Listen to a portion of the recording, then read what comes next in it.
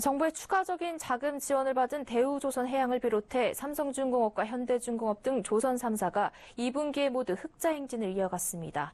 하지만 조선 3사가 확보해놓은 일감은 모두 1년에서 1년 반에 해당한 물량으로 추가적인 수주가 절실한데 하반기 들어 수주가 뜸해지고 있습니다.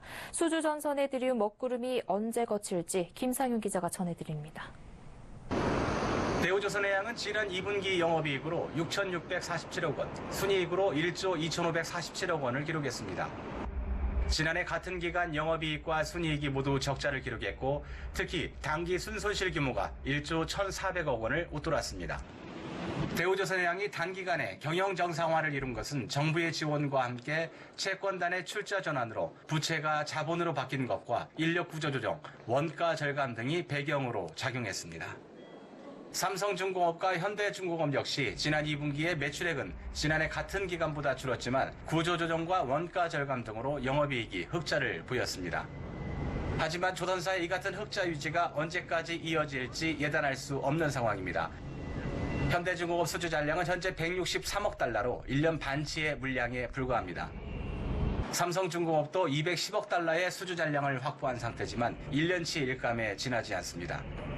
특히 대우조선해양은 290억 달러의 수주 잔량으로 가장 많지만 1년 반치에 불과합니다. 수주 잔량이 많지 않아 현대중공업은 현재 전체 11개의 도쿠 중 3개의 도쿠가 비어있는 상태입니다. 삼성중공업도 7개의 도쿠 중 2개의 도쿠에서 배를 건조하지 못하고 있습니다. 수주 경쟁력도 갈수록 후퇴하고 있습니다. 최근 프랑스 선주사가 발주한 6척의 초대형 컨테이너선 수주전이 당초 예상대로 국내 조선 3사 간의 경쟁이 아니라 현대중공업과 중국 조선사의 경쟁으로 압축될 정도로 중국 경쟁력이 높아졌기 때문입니다. 조선업계는 올해 하반기에 대규모 선박 발주가 없는 상황에서 내년 시황은 유가에 달렸다고 입을 모으고 있습니다.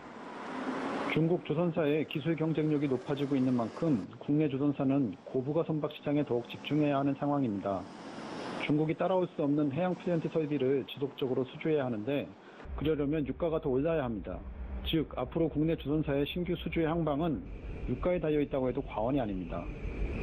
세계 최대 석유 생산사인 사우디의 아람코사는 9월부터 원유 수출량을 8월 대비 하루 52만 배를 감축할 계획입니다.